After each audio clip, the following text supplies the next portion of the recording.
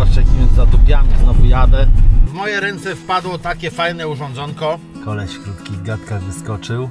Tu trochę miejsce takie syfiaste, jak widzicie, porozwalane wszystkie śmieci są. Przyjechałem tutaj specjalnie, bo nigdy tu nie byłem. Hej, witam w kolejnym dniu. Jest godzina 6:20. 6:20, jestem troszeczkę w innym miejscu, ponieważ obudziła mnie nagła sytuacja fizjologiczna. Musiałem pojechać w odosobnione miejsce, załatwić potrzebę, bo nie będę szukał na szybkiego kibelka. No ale jestem nieopodal, w takiej gęstwinie lasów gdzieś tam. Znaczy lasów, na polance jestem, blisko drogi, o widzicie, głównej, tam drugi zjeżdżam auta. Jak widzicie, pogoda pod psem. Na spokojnie zaraz sobie poszukam jakiegoś miejsca i spróbuję gdzieś pojechać w pobliże, żeby tam zakoczować. Ale powiem wam, problem z tym jest, bo ciężko jest znaleźć miejscówkę, bo wszystko jest płatne, kurde, stratne i do dupy wszystko. No nic, szukam i jakąś zajmiemy się śniadankiem. Przepraszam, że tak ziewam, no ale kurde, ale spało mi się wyśmienicie, okienka uchylone, w nocy padało, no luksusowo. Bo basta, nie odpalałem i było idealnie, w samych gaciach spałem i kurczę, luksusowo. Dobra, szukam miejscówki. Zobaczcie, jakimi zadupiami znowu jadę. Było niebezpiecznie przez jakiś czas, bo nie mogłem też jak kręcić, bo było błotko. Ale teraz jest tutaj podkład z płyt betonowych Jumbo, więc lecę na razie póki mogę, ale chyba tutaj nic nie znajdę. No i dupa! Znalazłem miejsce w Dąbkach. W Dąbkach taki dziki parking jakiś jest, kurde, w ogóle powiem wam, no kurde, mało ludzi. Prawie w ogóle nie ma ludzi. Dobra. Zrobimy jakieś śniadanie. Byłem głodny trochę. No i trzeba czekać, do 14 ma padać jak jasna cholera cały czas. Trzeba sobie jakoś życie ułożyć. Teraz to taki klasyczny van life, no nie? Tam w ogóle stoi T5 chyba. Też ściśnięte w krzaki. Dobra, Marcin, co byś zjadł? To plan jest taki, że czekam do rozpogodzenia się do godziny 13, czyli jakieś 6 godzin. I co sobie tu porobię? Idę na rower, zwiedzę tutaj okolice. No i takie coś, takie mam plany. Coś Maciek wspominał, że może do mnie wpadnie, ale zobaczymy. Zobaczymy, jak to będzie. W busie mam 20 stopni. Jest całkiem znośnie. Dobra, muszę wymyślić, co ja będę jadł. Dobra, mój plan jest taki, że sobie jem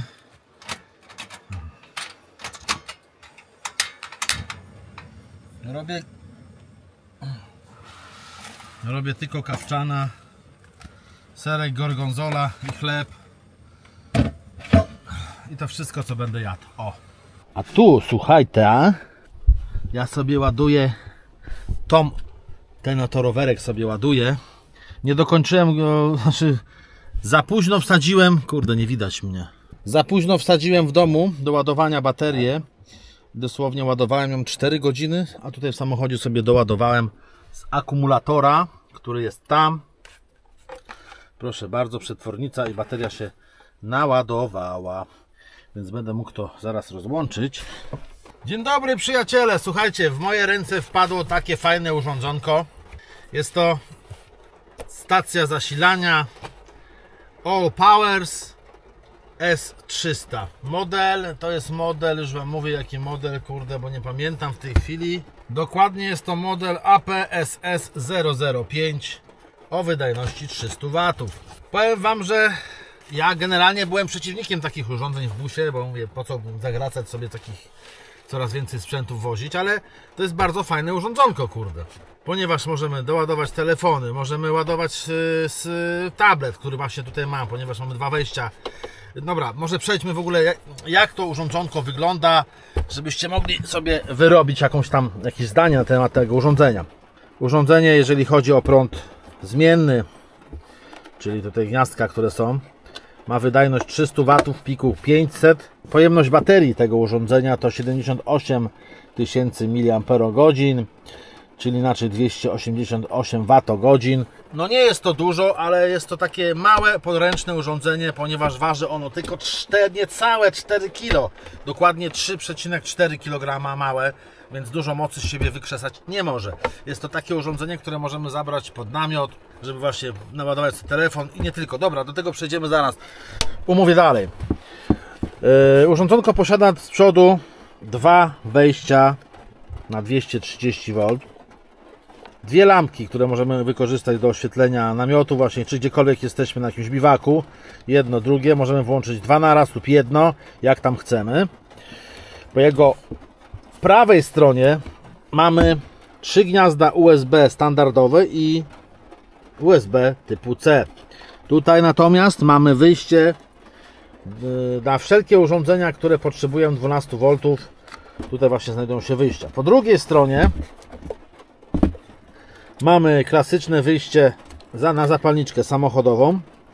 Możemy sobie podłączyć wszystkie urządzenia, które potrzebują takiego zasilania, na przykład lodówka turystyczna.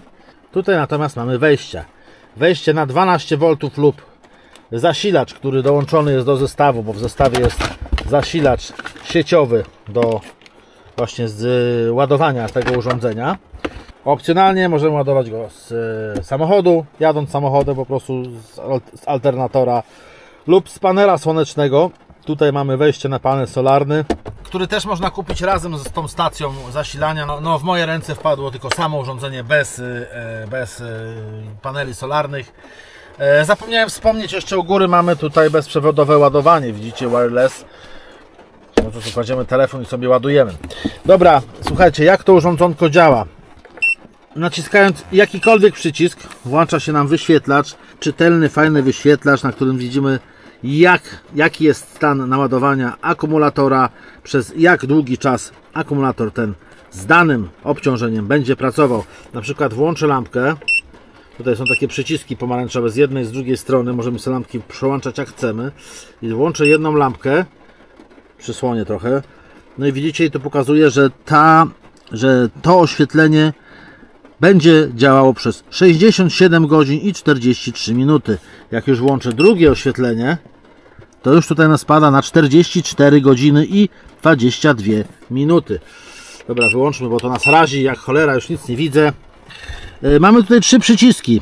Pierwszy przycisk jest to przycisk włączający podświetlenie urządzenia. Możemy sobie nacisnąć, ale w tej chwili się pali, więc widać. Dłuższe przytrzymanie.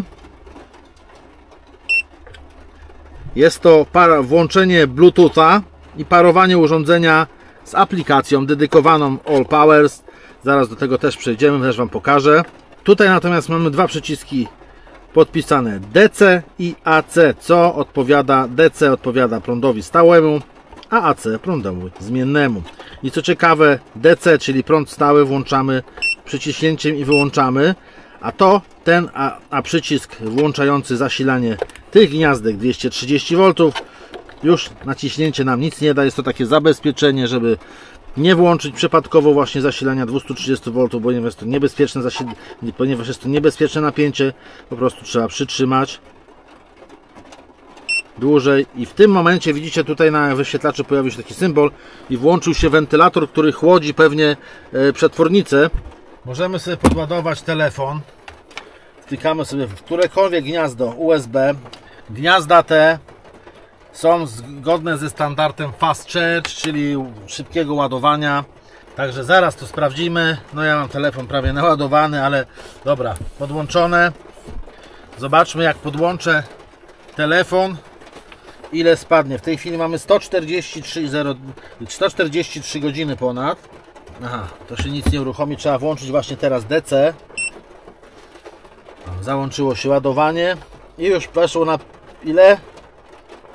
5 W, 6 W. No mi szybkie ładowanie się teraz nie uruchomi, bo mam telefon naładowany na 95%. No ale 7 W ładuje.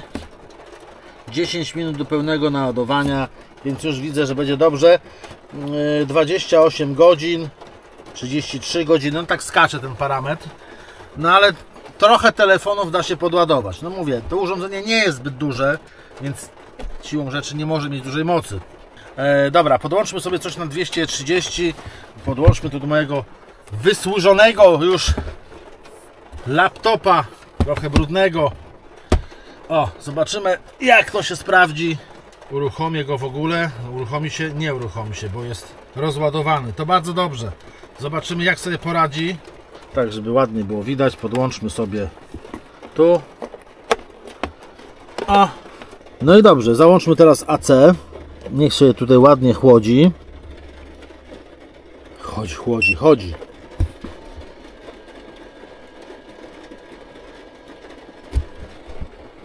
I co, poszło? Poszło, patrzcie, lampka się zapaliła. Ładowania, czyli ładowanie jest.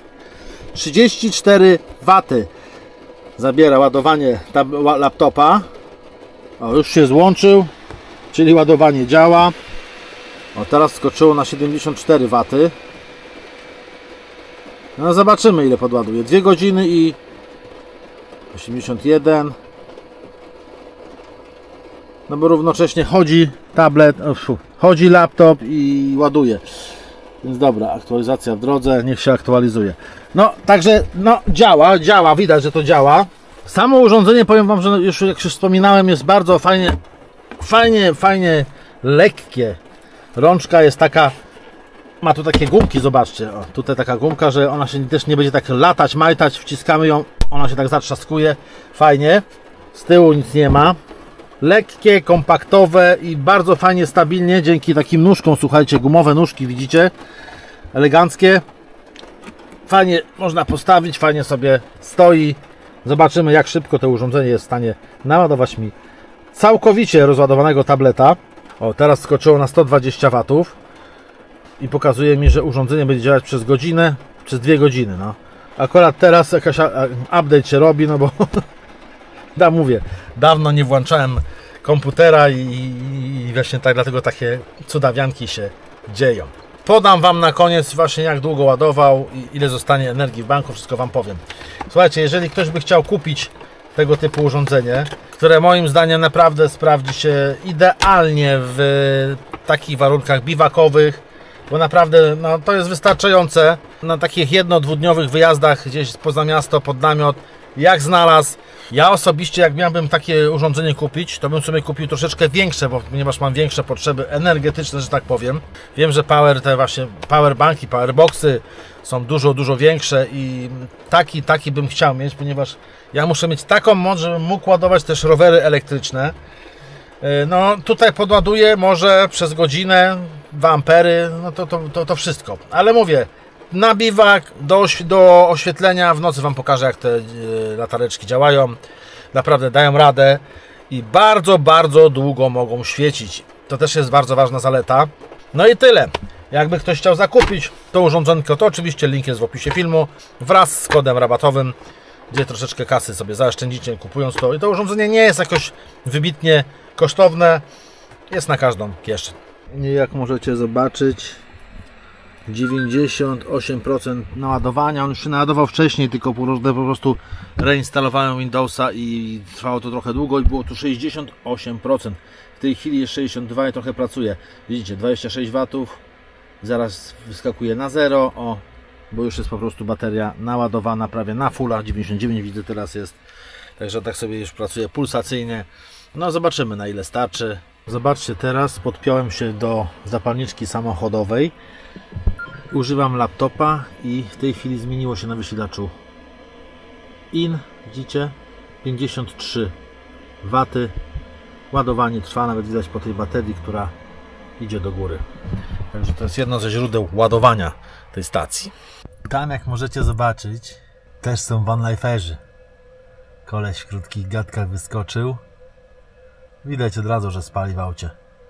Auto ustawione na uboczu. W sumie fajne miejsce, kurczę. Także vanliferzy są wśród nas. Ja sobie siedzę, już przestało padać, ale poczekam do tej chyba 12 przynajmniej, bo się pogoda ma zmienić i ma już w ogóle nie padać od tej 12 w ogóle, aż do niedzieli. Także poczekamy sobie. No, ktoś mi się tu kręci pod autem. O. Dobra, nieważne. Przestawiłem się trochę tutaj, gdzie te typy tam, kurde, Stały w tej piątce. Tam stałem, gdzie ten koleś tam się przewraca w bagażniku, coś tam robi. No i tutaj sobie na razie zostanę i tutaj wpakuję rower, jak przestanie padać, bo przestawiłem się, bo tam się, zobaczcie, zjeżdżają ludzie coraz więcej, a tu jest darmowy parking.